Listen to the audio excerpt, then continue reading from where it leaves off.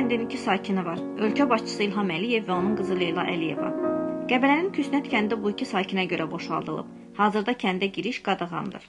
Qonşuluqda yerləşən Laza kəndində sakinlər Küsnət barədə keçmiş zamanda danışırlar. Aşağıda yerləşirdi də orada prezidentlikdi. Aşağıda var ya Pavarotta küncdə. Orada olurdu da Küsnət kəndi. Bunlar rayona köçdü, rayona yer verdi onlara. Pul verdi. Onların yerində özləri tikdi. Həm də Küsnət kəndi deyirdi, oranı köçdü də orada, nə qalıb orada bina tikdi. Adı qalmayıb, oranı da köçdü ora. Kimi İlham qızı da oradadır, özü də oradadır. Binalar hamısı onunkidir də. Biz orada nə qarıq ki? Rəsmi iqamətgahdır, yəni dövlət başları da orada qəbul oluna bilər. Yəni prezident iqamətgahıdır. Küsnət kəndində prezidentin iqamətgahı yerləşir. İqamətgahın tikintisi 2011-ci ildən başlayıb. Həmin vaxt kənddə 16 ailə yaşayıb. Tikinti gedərkən onlar Bizim Yol qəzetinə danışıblar.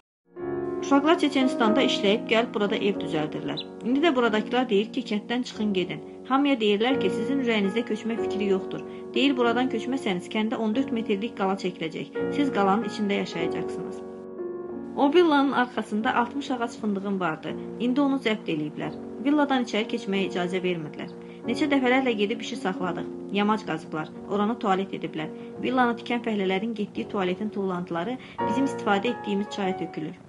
Kənd haqqında Wikipediyada qeyd olunur ki, Sovet hakimiyyəti dövründə kənd sakinlərinə buradan köçürülüb başqa yerdə kənd salınması təklif edilsə də, sakinlər buna razı olmayıb və kəndlərini tərk etməyiblər. Son dövrlərdə isə kənddəki evlərin sayı sürətlə azalaraq 15-ə enib. Sovet dövründə kənddən çıxmayan sakinlər 2012-ci ildə kəndi tərk ediblər. Laza kənd sakinlərinin dediyinə görə onlara kompensasiya verilib və Qəbələdə yaşayırlar. Küsnət çox qədimdə böyük bir kənd olubdu əslində. Amma zaman keçdikcə dağlıq şəraitdə yaşayış çətin olduqca əhali dağılışıbdı. Respublikanın bəlkə də çox yerlərində o həmin küsnətlərdən var, yaşayırlar. Amma 11-12 belə qalmışdı, onlar da köçürüldü. Prezident iqamətgahı tikilən vaxtda köçürüldü. Küsnət kəndində yalnız qəbristanlıq və məscid saxlanılır. Qəbristanlığın köçürülməsi də müzakirə olunurdu ki, sakinlər buna etiraz olaraq yeni yaradılan qəbristanlıqda tabutları yandırdılar. Qəbələ rayon icra hakimiyyəti məsələyə münasibət bildirməkdən imtina edir. Qrotiyero cəmaət də istəyir də belə. Doğub tərəmə göz açıb sən burada olsa buradan köçə bilərsənmi? Yox. Hamısı gələn deyir cənnətdə yaşayırsınız. Hayf deyil mi bura? Sakinlərin dediyinə görə, Küsnət kəndi 19-cu əsrin əvvəllərində və bəlkə də ondan əvvəl yaranıb. 2 əsrlik yaşı olan kənd, ölkə başçısı və onun qızının yaşayışı üçün tarixdən silinib.